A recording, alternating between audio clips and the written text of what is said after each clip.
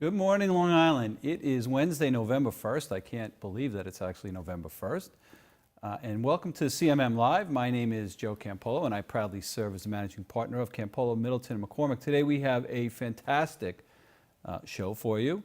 As you know, our mission is to spotlight on those issues on Long Island where we are struggling a bit, and to bring in the leaders on Long Island that are helping to solve those problems. And in keeping with our theme of the economy and business, I could think of no better person to talk to today than my good friend and mentor, Terri Alessi-Miceli. Terri, welcome to the show. As you all know, Terri is the president and CEO of the HIA-LI, an organization that I proudly serve on the board of directors for. And Terri, welcome.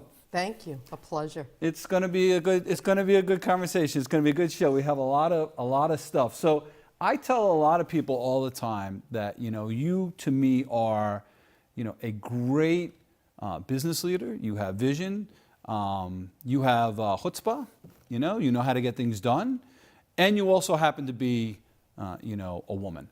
And it's a good distinction, I think, for me, particularly in today's climate. And one of the things that I wanted to talk about, because I can only imagine, knowing what Long Island's been like over the last 30 years or so, what that environment's been like for you. But give a quick thumbnail of your career path, because I think it's an interesting path that you've had, and just give a quick thumbnail of the career path, and then we'll unpack it a little bit.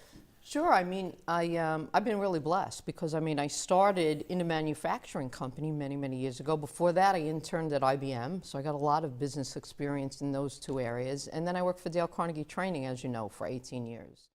And I think it's really prepared me for everything else that's come my way, because particularly you're very familiar with Dale Carnegie Training. It is all about how to gain willing cooperation from people. So I moved very fast. I was in sales for a while, and then corporate solution sales, where I was going in and really talking to CEOs of companies, and moved up to one of the first female managing directors at a very young age at Dale Carnegie Training. So all of that has really helped me in my journey. So what interested you about business, right? Because I have to imagine, that women haven't always been encouraged to go into business. It's, go be a nurse or go be something in past generations. But what about business interested you from the beginning? I mean, from the get-go, I come from a long line of entrepreneurs. So my dad, my uncle, and grandfather owned construction companies. My cousins today own one of the largest wholesale bakeries on Long Island. They service all of 7-Elevens. So, our conversations at a dining room table were never about what I couldn't do. They were always about what I could do. And that was always about business. It was about how do you create different revenue streams? How do you look at a business, and how do you start a business, and where do you want to grow a business? So I was always encouraged and really intrigued by business itself. I think, by the way, when I was with Dale Carnegie Training, the way that helped me is, imagine having the privilege of walking into a company, Joe, and really talking to a CEO, again, at a very young age, and really talking about what a business is and how it works, and what it's going to look like in the future. I mean, it's always just intrigued me. Yeah, that's great. So, I mean, mentoring, right? We always talk about mentoring, and it seems like your family, particularly the men in your family, were able to mentor you to get your interest in business and support you, which I think is a wonderful thing. I try to do that for my daughter. She really doesn't have any interest in business, I have to tell you, but we're trying to get her there, just because I think the skills are important. Just life skills are important to understand. But Dale Carnegie, so as you know, I'm a big fan of Dale Carnegie. I've put all of my attorneys through Dale Carnegie Training. Warren Buffett, the greatest investor of all times, credits his entire career to Dale Carnegie Training. So what led you there? And you had such a great run there. I want to talk about that too. So my dad led me there, actually. So I worked for a manufacturing company in the Hauppauge Industrial Park at the time. And my dad said, you know what, I want to fund you to go through Dale Carnegie Training. He understood that I needed more self-confidence. I needed the ability to communicate differently. And actually, I went through a program. I mean, that's really how it started. And at the end of that program, it really helped me so much personally that I sought out a career with them. It's interesting, Joe, because I remember, we have a lot of defining moments in our life, right? As leaders, I'm sure you do as well. And I remember very distinctly the day that my boss was leaving and retiring and I was becoming managing director. I mean, I was probably beyond petrified. I sat in this big office and I had one of those, oh crap moments. You know those moments? Oh, sure. And he said to me before he left, he said, if you are able to lead people the way you sold to your customers and the way you cared about your customers, and you're able to treat your employees like customers and treat your vendors like customers, he said you won't go wrong. You just absolutely will not go wrong. You know, we talk about that being soft skills today in business, and they're really not soft. In fact, you know, we talk about them being, well, isn't that common sense? And the problem is common sense is not common, you know, very often. So it really led me on a path that really helped me take a team at Dale Carnegie training year after year after year. By the way, an all-female team, not by design, they just happened to be the best people, year after year to win some monumental awards worldwide. Yeah, I mean, it's a great program, and really you were ahead of the curve, because here we are in now what's a service-based experience economy, right? And those were soft skills, right? You know, now those are essential skills, and really it's amazing how you've managed to bring that skill set that you have to help grow the HIA-LI. And I want to talk about, how did you transition? You know, when did you first get involved in back then I guess it was the HIA, and how did you transition into the role you are now? Well, you know, it's funny. So as a female in business, one of the other pieces of advice I got was seek out leadership roles, right? I think just in business in general, we have to seek out leadership roles. So I very, very specifically looked at several boards that I wanted to get on. So one was, back then, the Hot Dog Industrial Association, now the HIA-LI. The other was the Girl Scouts of Suffolk County, and the other one was, much later on, the Long Island Regional Planning Council, because I felt that the three of those brought different things to the table for me personally as a leader, and just helped me continue to practice the profession of business, quite frankly. So I was on the board for quite a few years. Quite frankly, frustrated with some of the conversation around the room. We've had this conversation before. Not because they were not a great organization, but because I felt the conversation needed to be at a much higher level. So when the person was retiring, one of the founders came to me and said, what do you think? Do you think you'd even be interested? And it's funny, at that time, as managing director, I was running and helping train a lot of the franchisees at Dale Carnegie, training internally. So, you know, my skill set was at a point where I was doing a lot of strategic planning. I was doing a lot of visioning. I was doing a lot of internal strategy sort of things. And I remember he said to me that day, he said, you know what? We have a great culture. We care about our members, but we need to grow up. And we need to really have processes in place, and we really need to be a business. So I took it on as a great challenge. I'm delighted that I did. I mean, we do some phenomenal work, but it was a real transition, first in looking at things like, you know, there were no employee reviews, and looking at the internal structure of what had to happen, and you know, membership processes, and what do our members really need and want. So it was a great journey for me, even that first 5 years, to be able to put a lot of that in place. Yeah, I absolutely love the way your brain works, because you are a very strategic thinker, and you're always thinking about how to move past this and what's next. You know, that's really, I think, the key in business. Let's talk about, you know, you're a woman, and you're a woman who's succeeded in business. And I have to tell you, you know, I have a daughter who's a sophomore in college. She's going to be 20. I can't believe she's going to be 20. You know, and I worry. I worry about what goes on university campuses, and the sexual assaults that occur on university campuses. And we're seeing now, you know, all these reports coming out of Hollywood in terms of sexual harassment. But those of us, you know, who are not oblivious to society know that this has always been going on, right? It's always been a problem. It's always been a challenge, and it's just starting to come out in Hollywood. But I'm sure that your career has been very challenging, particularly for the path that you took, which was not a traditional female path. So talk about that and talk about what's going on today. And you have a young son, and talk about what it's like to, to raise a young son and have these conversations. I'm interested in that. Yeah, so I mean, again, I was lucky when I started because I had a lot of male mentors and a lot of very strong females in my life as well.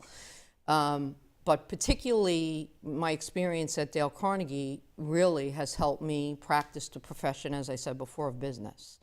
So, it was never a question, at least internally in my head, of I'm a female walking into a meeting. It was a question of I'm a business person walking into a meeting. That has a lot to do with how we mold our young women, I think. That sense of self-respect, that sense of, you need to understand business, you need to understand a profit and loss statement, a balance sheet, and how all those revenue streams work, because you're on the same playing field. The challenges I faced years ago, as we go back to what you said about sexual harassment, I will never forget. I was in my 20s, and again, I was privileged to walk into businesses and meet with CEOs at a very young age, and meet with some prominent people on Long Island who really led me along the way. CEO of a major technology company who was unfortunately no longer alive, but walked into his office talking about business, selling Dale Carnegie training. I think the conversation's going well. He goes up to his desk, he writes something down, he comes back, and he physically tries to hand me a check that had many zeros on it and actually said to me, your name could be on this check if you do this, this, and this, and went on to proposition me. And I was very young. I was probably 20. So how do you handle that, right? How do you Listen, how I do was you in handle complete and utter shock, right? But here's what helped, and I'll never forget it. What helped was I was brought up to respect myself. So even at a young age, I got up. I obviously said no way, and I walked out of the room. But I think it's very important that young women, it's why I mentor people, and young women in particular, respect themselves and understand where boundaries are. I mean, I think that's critical. That story I just told you was very commonplace. I just told you a story about I'm in a book club, 12 women, all professional in one way or another. We went around the room the other night. Every single one of them has had an experience. So that, and I get emotional about it. That hashtag Me Too. Yeah. Things happen for a reason. I mean, we have an opportunity to really help society, because it's a societal problem, understand that it's unacceptable. It's absolutely unacceptable. Yeah, I say it all the time. I mean, you have to have a zero tolerance policy. And I know people are freaking out, like with Kevin Spacey and all this other stuff, and people are saying, there has to be a middle ground. It's hard to find a middle ground. In the law, it's very hard to draw what an objective line of harassment is. Because, look, we'll talk about millennials, but we're in a millennial phase now where young people are consumed with work. They're only going to meet other people at work. It's very hard for them to get out, and it's very hard to manage, that process and understand what the line needs to be as a business owner. From a woman's perspective, where business owners need help and where we need help mentoring is a situation where women feel comfortable to speak out about it, and not just hide it in today's day and age. We've evolved so much as a society, and I said this the other day, if Bill Clinton's impeachment trial had been today rather than 20 years ago, he wouldn't have been president. There was no way he could have made it through that. He would have either had to resign or the Senate would have had to have convicted him, because we've just evolved past what's tolerable. But what I guess I'm still, shocked about is how little we actually have really evolved. Because I see it. Look, I think you're fantastic. I think you're a fantastic business leader, and I see you move past, very comfortably and very easily off-color comments or jokes that are made towards you, because you have a confidence and you have a way to be able to do that. But girls that don't, young girls that don't, especially the young girls that are going out to Hollywood, right? They're running away from home and they're going out to Hollywood into these spiders, webs. What can we do? What can we do to help them? How do we help mentor them? And yeah, I mean, I think mentoring is a critical role as we move forward, and we have to help these gals. And by the way, the men in their lives understand that. You talk about a no tolerance policy. I mean, when you walk into an organization, that's how people have to lead, whether you're a male or a female. Is there should be no tolerance. And you know, I gave you an extreme story before, but the things that I still see going on are these comments made or these pats on the butt made and things still happening.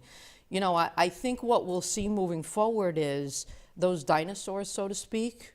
You know, so when Harvey Weinstein came out, I was incensed because one of the first things he said was, well, you know, years ago that was acceptable. Well, years ago a lot of things might have been acceptable, right? So that's no excuse for what's happening.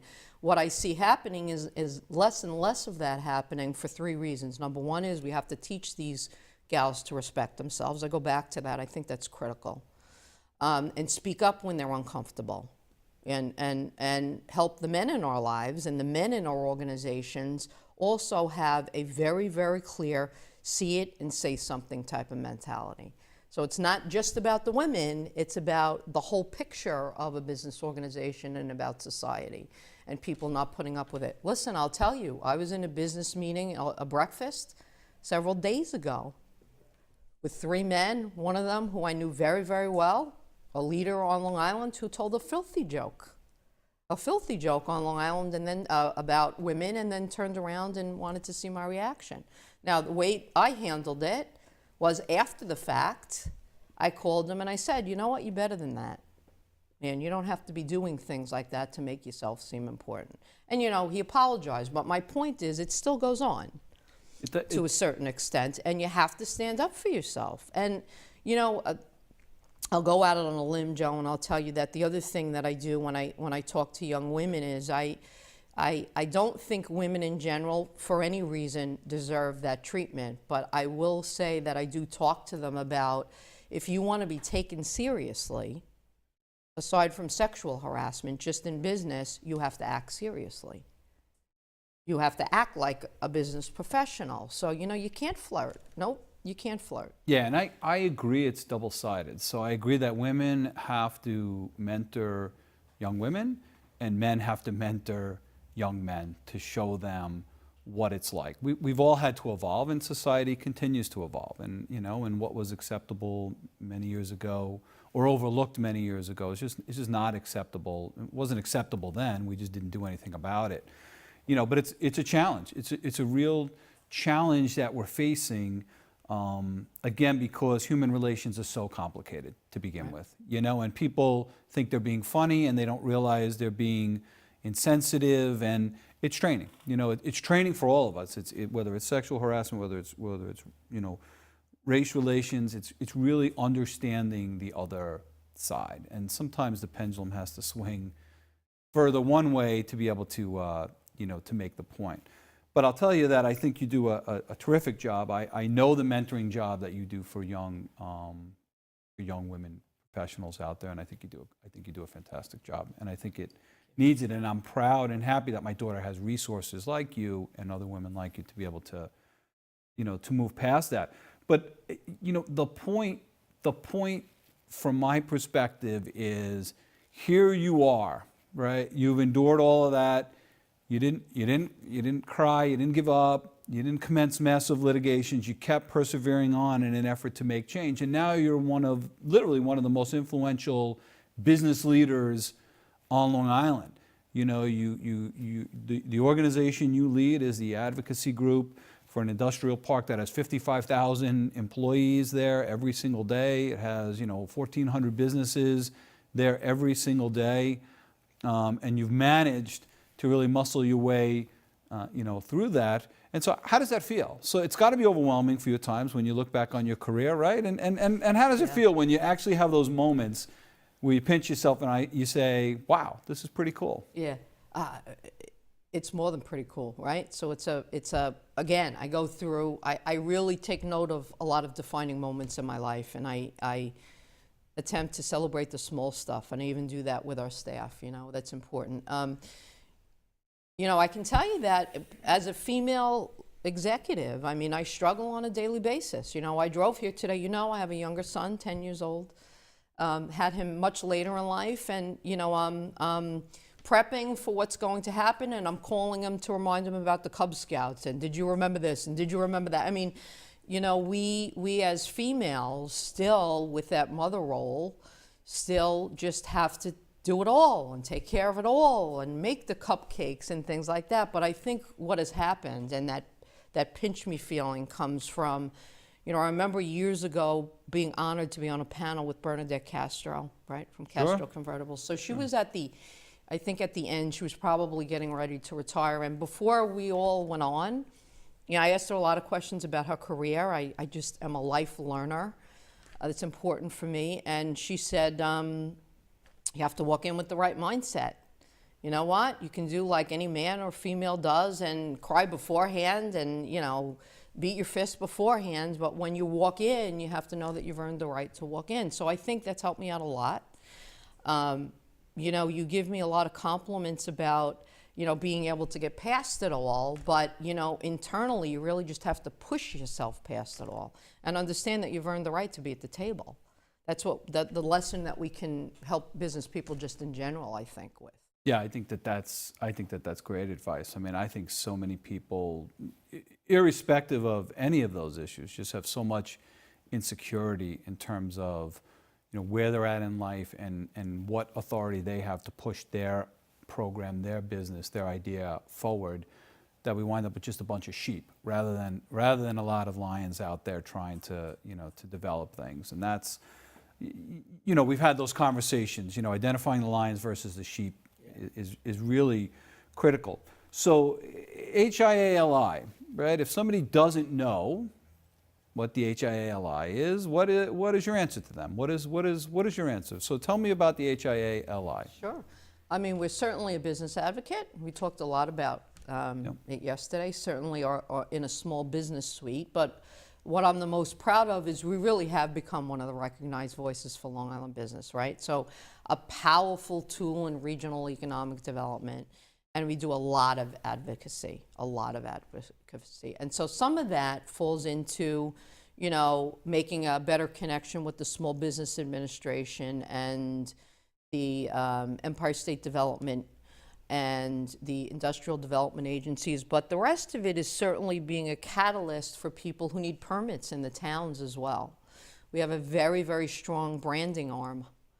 So, we really concentrate with our members on allowing them to put their best foot forward and showing them to be experts in what they do and how they do it. And, so a lot of companies come to us and say, I have a new product or service, or I have a business and I'm not the best known thing on Long Island. I need to get out there as a result. We certainly have a very strong education and what I call training arm.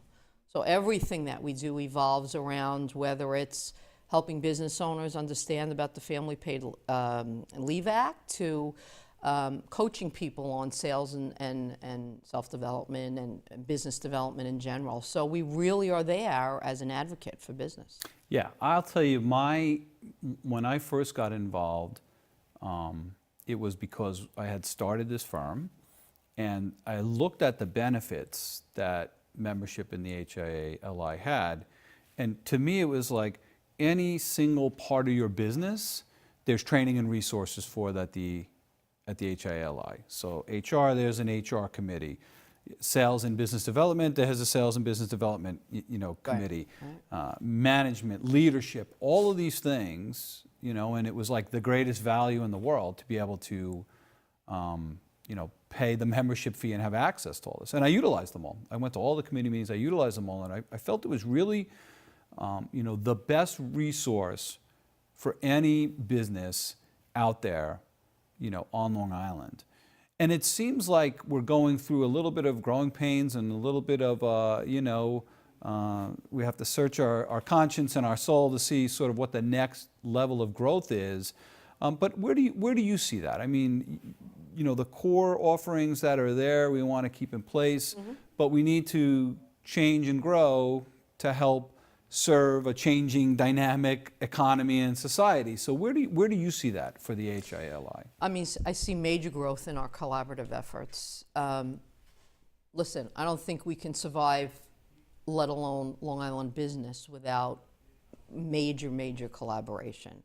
And the past 5 years we've talked about these fiefdoms, these organizations that there are 8 organizations that do the same thing, fighting for the same thing. So I see a future in the HIA-LI in doing a lot more work with our partners, I know we'll talk a little bit about Stony Brook, but certainly even, the Long Island Builders Institute and people like that, to be able to just move Long Island forward. There's major challenges for business today. So I think, we're going through a major transition and the next step in our growth, I think, at the HIA-LI, and I think we need to be able to really, really, really question, do we understand what Long Island business really needs, number one? Certainly keep some of the things that we're doing well, but move forward and just get out of business's way, Joe. I just see so many things that really inhibit people from doing business on Long Island. We've talked about it before. Yeah, I couldn't agree more. So we're going to take a short break right now, folks. When we come back, we're going to talk about the Hauppauge Industrial Park. We're going to talk about the economic impact of it, collaboration with Stony Brook, and more.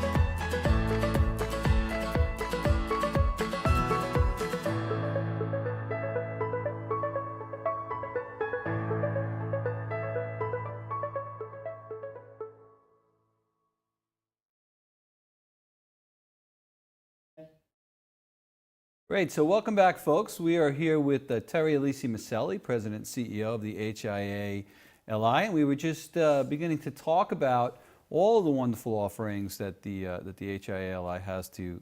So it's a membership-based organization, right? And a lot of questions that I get is, do you have to reside in the park in order to be a member? Right? And I think right about the time I joined the board, you guys were going through this soul searching and transition. So talk about, that stigma that, we service all of Long Island, but we still are stuck with the park. How are we growing past that as an organization? Yeah, I mean, we'll be celebrating our 40th anniversary next year. So, it's interesting. I think where some of that stigma still comes from, although we get a lot less of it than we did years ago, is the organization was formed in, as you know, 1978, with the sole purpose of there was a 3-day power outage in the Hauppauge Industrial Park. So several people, including Jack Kolka, but several business owners really fought loco at the time to get those lights back on, because as you can imagine, you can't do business, right? So we've always had our heart in the Hauppauge Industrial Park. But what's happened with the organization, even back then, is it referred itself out so well. There were so many people who want to do business in the industrial park and see it as a major entity that we really have we represent a lot of Long Island businesses. So it's the Hauppauge Industrial Park itself, right? We've been doing a lot of studies of it because it's really kind of interesting. And I think I was as surprised as anyone when I started digging around to learn that it's the second largest industrial park in the United States. And first is Silicon Valley. Right. And I think so many people have no idea that that's the gem, we have on Long Island, right here, central Long Island, the second largest industrial park next to Silicon Valley. And you touched on how it began, but talk about, some of the history and some of the real major achievements that the HIA-LI has been able to bring to help support and grow this industrial park. Yeah. So, I mean, from the beginning, we have been a catalyst to bring people together, not only to talk about the park. I mean, people like the Department of Public Works with a lot of the utility companies when they're simply doing work in the park, when the roads are being lifted and torn up. But we got the Northern State exit built. We got the first child care center in an industrial park in history.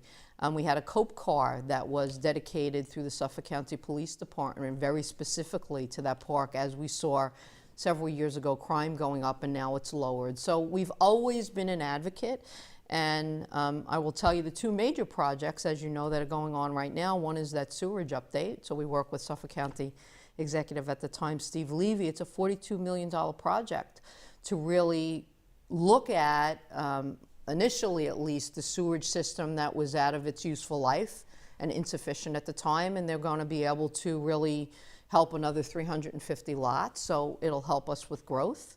We were very involved in that as a voice in that, and we were very involved in helping with the creation of the overlay district, so they'll be able to, as you know, build 51 feet in the middle and 62 feet on the outskirts. I think what perfect timing, Joe, and I have to thank you. You really have been one of the leaders that's helped us say, hey, we really need to move this, and we really need to help people understand the impact in the park itself as it stands right now today. Yeah, economic impact is staggering, and as you and I have discussed in the past, I watched Stony Brook University, my alma mater, go through its growing pains. And it wasn't until they actually published the economic output and impact that the university was having on not only Long Island, but the entire state as a whole, that all of a sudden the elected officials started to take notice, and Stony Brook started getting the resources that it deserved. And once you and I started peeking under the covers, and a shout out to the Miller Business Resource Center in the Middle Country Library System. They are fantastic help. A shout out to Stony Brook University for giving us MBA interns every year to help us with this project. We embarked on this economic impact study to see what is the output that we're bringing here. And I think you and I were both equally as shocked when we saw the numbers. Just to give folks a rundown, the park is only 11 square miles large here. But it has about 1,350 businesses, 55,000 people working there. That number was always, you guys always used to talk about those numbers. But what we did is we dug deeper and realized in that 11 square mile space, more than $13 billion a year in sales revenue come out of the companies that are there. That's staggering, right? That's unbelievably staggering. The amount of business expense is not including payroll. So the amount of local spend, let's say on vendors, okay, is $4.4 billion. Right here, right? Right in our little neck of the woods, this sort of output. Payroll is $2.1 billion to the employees that are in there. So again, local spend right here for payroll, it's unbelievable. It generates $64.5 million just in in property taxes. So once we went through those numbers, did you feel a bigger weight on your shoulders now as to, what the responsibility is for making sure that you lead this organization in the right direction for Long Island? To me, it seems pretty overwhelming at times. You know what? I look at it as such an opportunity. Such an opportunity because, 1 in 20 jobs, that's the other thing we found out, right? Are dependent 1 upon. in 20. Crazy. I mean, and we were both, we've talked about it, right? We were both, as you said, shocked by the impact. And I think that the thing that's the most exciting about it, that you talk about a lot, and I certainly talk about a lot, is that, this jewel has really been overlooked. Other than the natural maintenance of paving and things like that has really been overlooked. So, and it amazes me even today how many people really don't understand the significance of this, right? So I think we have, and yeah, at times I think, wow, it's overwhelming, but what an opportunity.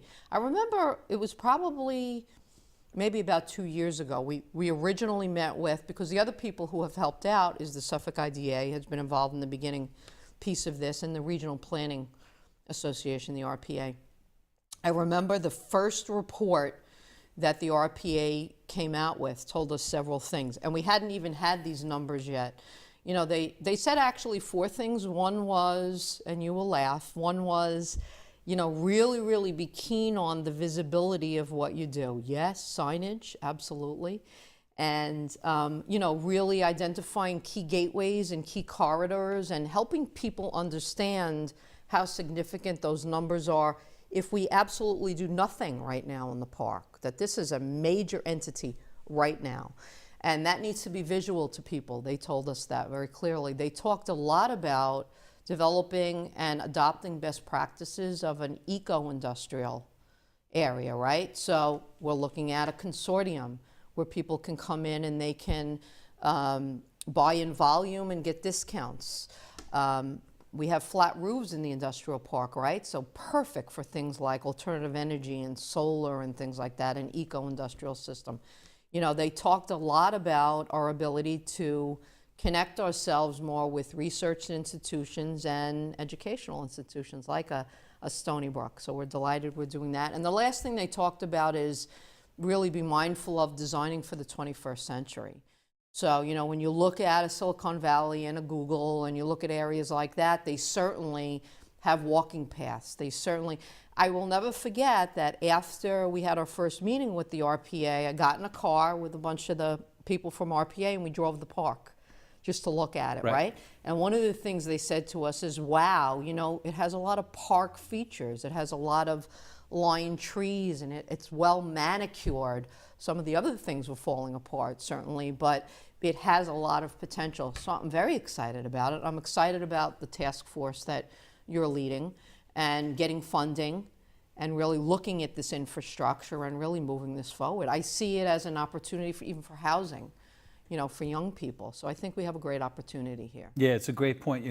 I say all the time, magic happens when you put something in writing, right? And so when we came out with our executive summary of the economic impact of the park and started circulating it to the business community and to elected officials, all of a sudden it took notice. And as you mentioned, because I think it's really important for people to understand how change gets accomplished.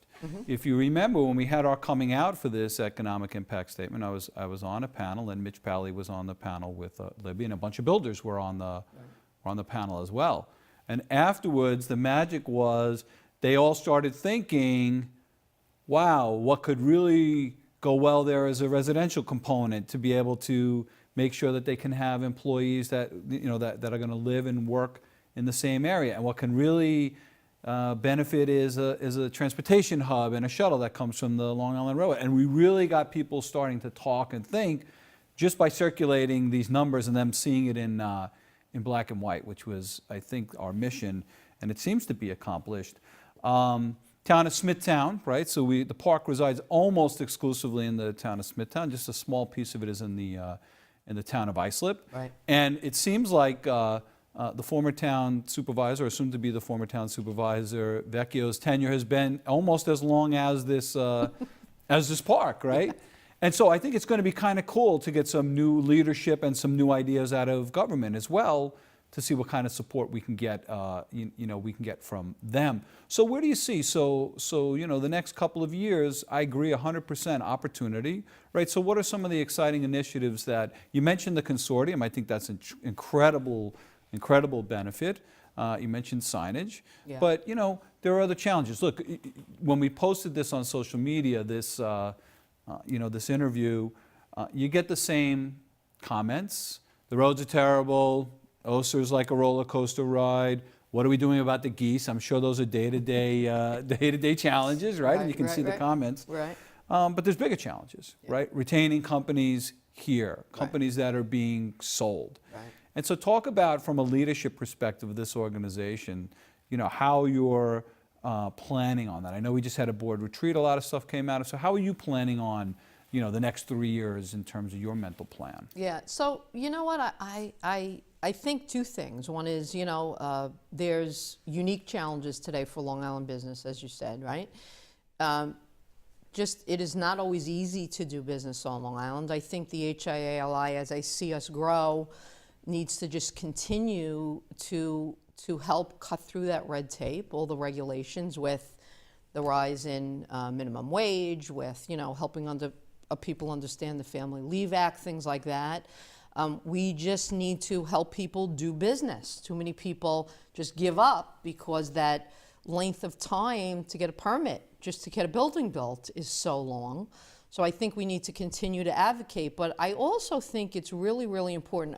I had the opportunity over the last several weeks to meet with two business leaders, one who happens to be the CEO, Tom Falcone, from LIPA, and the other one who is the new president of Discover Long Island, a very dynamic female, both not from Long Island. And I was interested in, they talked a lot about, and I said, why did you come to Long Island? And both of them separately said to me, wow, what opportunities there are here.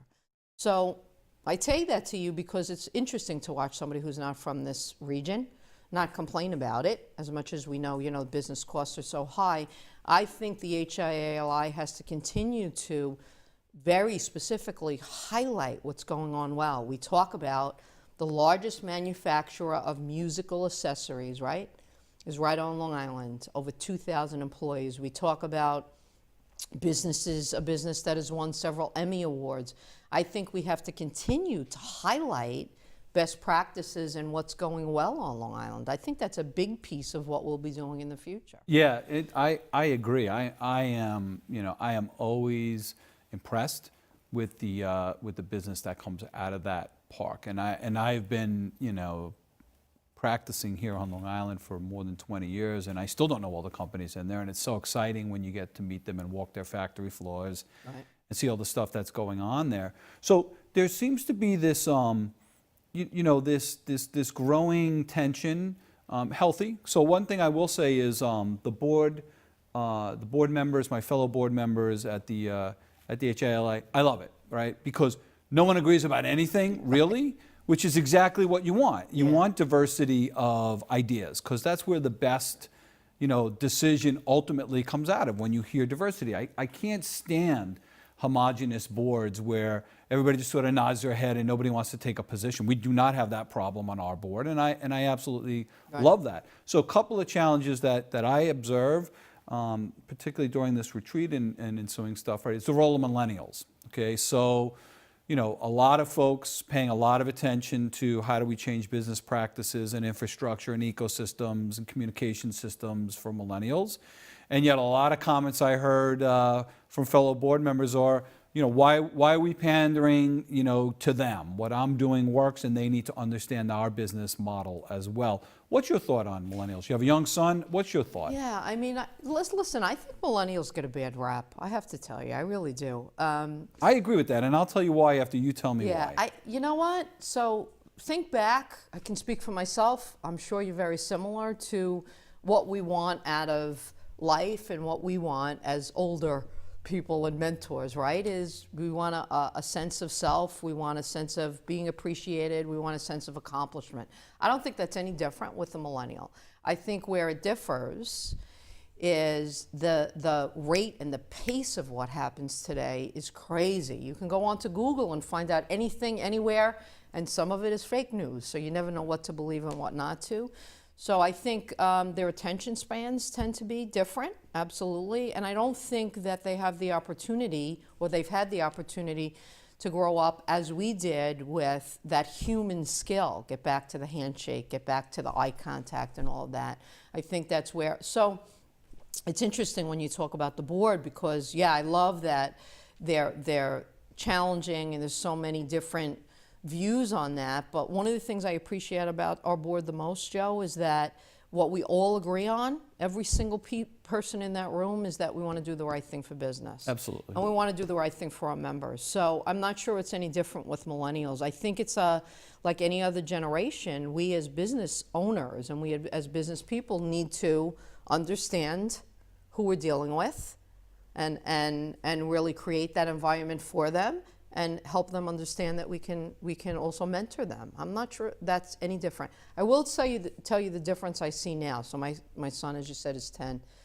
You know, they're reading The 7 Habits of Highly Successful Kids, right. Stephen Covey has written, right? So he's 10.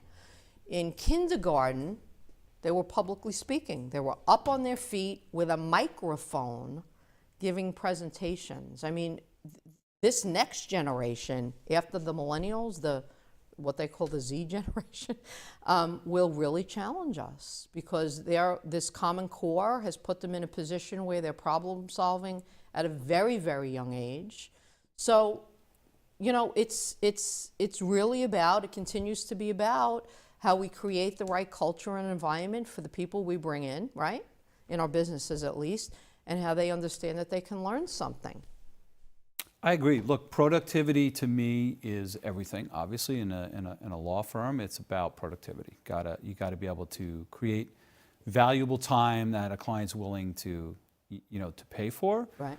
Our most productive lawyers are our millennial generation lawyers. I think that the way they are able to multitask, the way that they are able to use technology to help keep them efficient and productive, I think is fantastic. The country as a whole, I think people are shaking their heads, but nobody expected GDP to be at 3%. It's up.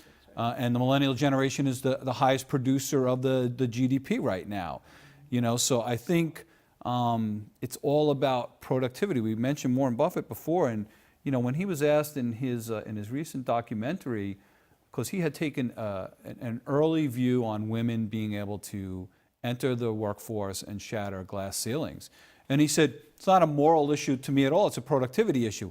When half of our labor pool is sitting on the sidelines, we can become twice as productive if everybody's working. And so what I think companies need to do, it's not a millennial issue, is how do we change our process to become more productive? That's really it. And if you're gonna motivate another generation to be productive, what is it that motivates them? I'm not sure it's all about infrastructure change and all this other stuff that we talk about, although that happens in every society. I just think it's about continuing to keep people productive, right? And as business leaders and as business owners, that's really our biggest thing, jobs, right? And so that is the challenge. What I love about the HIA, I'll tell you, is we were talking about millennials right.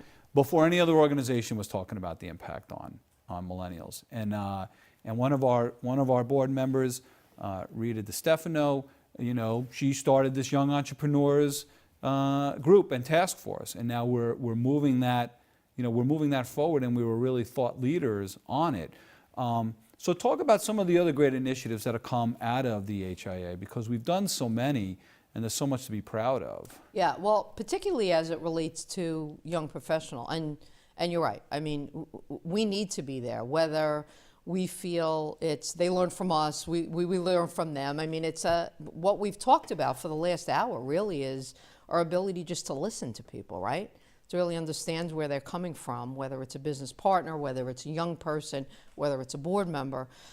So our Young Professionals Committee is great because what it does very clearly is it helps mentor these people. And they're bringing in, you were one of the guest speakers, I know, they're bringing in speakers who are talking about how they started as an intern and now they're a CEO of a company and what led them there and what that path looks like. We do a lot of work with internships in our Education Workforce Connection Committee, particularly as it relates to companies who are doing it well, the Clear Visions and the D'Adarios of the world who have very clear internship programs and internship universities, and how to help companies do that to bring in young people who ultimately can become employees. You know, some of the other things we're doing in terms of initiatives are we have a very healthy wellness program that we help companies with through our healthcare committee that really looks at wellness and how it attaches itself to productivity. That it's a known fact that if you have wellness programs and you're physically more fit, you're mentally more fit, and it helps with productivities in a company. We're doing salary surveys in our Human Resource Committee to really, really help companies understand when they grow what this needs to look like and what the best practices happen in business. So a lot of very healthy projects, again, to advocate, I think, for the growth of Long Island business. Yeah, it's great. So what do you see as the challenges, right? The challenges of Long Island as a whole. What is it that keeps you up at night? We talked about how you wake up in the middle of the night, you're up, and now you're making lists, and now you're doing all the things that Type A personalities do. But what are the reoccurring themes? What are the things that you are really worried about? What are the things you're worried about for your son? What are those themes? I mean, listen, so we live in a society where these kids have never not seen a war. Let me just start there, right? So it's very different than when we grew up. Very, very different than when we grew up. So they're living in a very different life than we are. So it allows them in some good ways to become different people, but certainly in some ways to really, really shield themselves from things. So, I mean, I worry about that a lot as a mom, right? So, I think we've taken some, what I appreciate about America the most is that there is free speech. But I think in some instances, you've seen it, right? It's just gone to a level where free speech is a great thing when we begin to kill people and we begin to, have these riots that are violent. We've taken this in a wrong direction. So that's the global piece that worries me the most. I don't know what the answer is to that. I go back to the very simple and the very basic. It sounds so basic, like let's all get that kumbaya moment, right? Well, let's all just get along. But what I worry about the most in Long Island business that I think impacts my son is, I've often said that I won't rest until the day that I feel comfortable that he can live on Long Island, right? That he doesn't necessarily move away, that he has a place to live that's affordable enough for him to live. I think that's really, really important. I think that's some of the work that as the HIA-LI grows and as we look down the pike, that's really important for us to look at. That's the stuff that keeps me awake at night. As I look at businesses we represent right now, I know that we'll have to embrace the digital age, much different than we did before. Much different than we did before. We're doing some things in that area to attract millennials and, in messaging, as you know, and webinars and things like that. But we really will be a very different dynamic 10 years from now. Yeah, what's impressed on me the most is how little people want to use the telephone now, right? It's a text, it's an email. Almost to a fault. Right, how little. You almost get a competitive advantage nowadays if you pick up the phone and call somebody because so few people want to use the telephone. And you mentioned technology. I know we made great strides at the HIA-LI with regard to technology. So talk about a little bit, the past 12 months of technology refresh and where you see that going in the organization. So we run a lot of focus groups for our members, as you know. And, a large piece of what we do is about making a business connection. So we've really taken a lot of time and we've put a lot of money back into our systems to look at how do we make a better connection. So one of them, your idea actually, if I remember, was creating a member-to-member collaborative where people can in-message, much like on LinkedIn, and really talk to each other and have an opportunity to make appointments. Right, and why I thought that was great, just so the audience understands why that's great, is we now have a platform, or will have it, where an event, you sign up for an event, you see who's going to be at that event, and now you can in-message people that are going to that same event to almost schedule times to meet up with them. They're at that event, but it also gives the person registering control over what medium they want to be notified by. Do they want a text? Do they want an email? It's great stuff, right? Fantastic stuff. Right. I mean, we're creating member-to-member calendars where people can share more of what they do and how they do it, so that the Long Island business community can see it. This consortium, I think, is a brilliant idea for several reasons. You know, look at small business today, and they don't have a bandwidth that a company that has 300, 400, 500 employees have. So the ability to help them impact in a really positive way their bottom line is really important. Through discounting, through, again, you know, looking at what other people are doing. So we're actively working on those things. I'm proud that we're always looking at those things to say, how do we get to a next step? I see for us, you know, we've struggled for several years with, as you know, we do events, right? And that face-to-face contact, but it's really important that we continue to do live streaming, and we continue to do and begin to do webinars and things like that for these younger people who really are looking at a different medium. I don't see that personal handshake going away. I agree. I think an ability to pick up a phone just separates us in a beautiful way from what other people are doing, but we are constantly looking at, from a digital age, what has to happen. Yeah, really, really great stuff, and you should be truly proud with what you've been able to do with the HIA-LI, and just such a great career here on Long Island, and just such a really terrific role model, you know, for women, which I think is going to be very, very important, you know, in the next part of your career. So, folks, we were joined today with Terri Alessi-Miceli, President and CEO of the HIA-LI, doing a terrific, terrific job here on Long Island. If you're not a member, I strongly encourage you become a member, and we'll look forward to seeing you on our next show.